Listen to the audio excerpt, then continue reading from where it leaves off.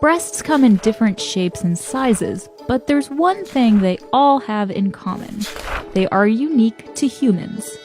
More than 5,000 mammalian species inhabit this planet, yet Homo sapiens are the only life forms with permanent breasts. Some may call this human anomaly sexy, but it also begs the question, why are human breasts so big, and were they an evolutionary mistake?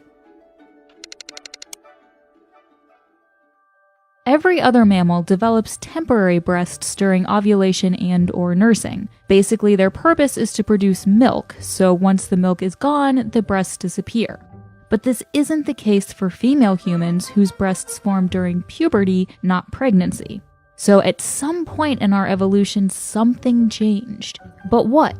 For example, in 1987, biologist Tim Caro explored 7 existing theories on this subject. One was that breasts allowed mothers to nurse newborns from their hip, giving them more mobility to multitask. But it doesn't explain why breasts stick around after the nursing stage is over.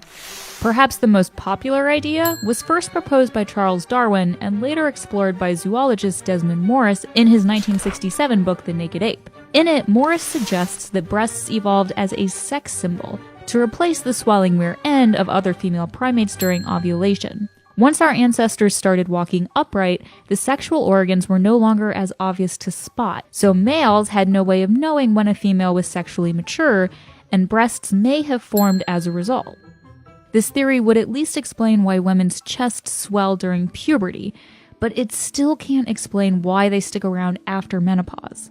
Let's take a closer look at the human breast. The big difference is that it contains more fat than other female mammals. The fat fills out the breast tissue, giving it shape, sort of like milk, but permanent. Human breasts can become so large it can cause back and chest pain. This is why many women get breast reductions. More than 61,000 received a breast reduction in 2016 in the US alone. But breasts aren't only uncomfortable for some, they can also be deadly. Breast cancer is the #1 cause of cancer-related deaths in women worldwide.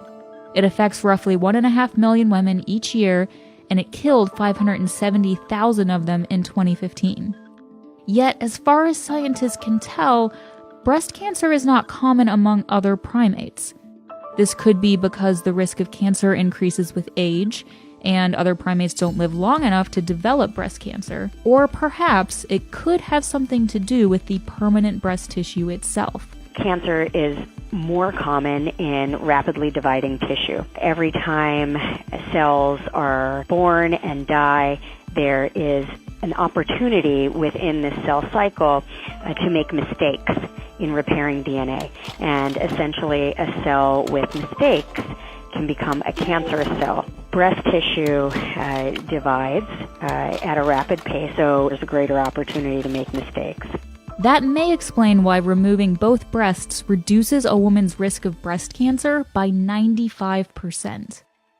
Of course, breasts have established their place in human culture and society. They can make women feel wanted, liberated, or empowered. And they've helped build entire empires based simply on their power to attract. It looks like, for better or worse, human breasts are here to stay.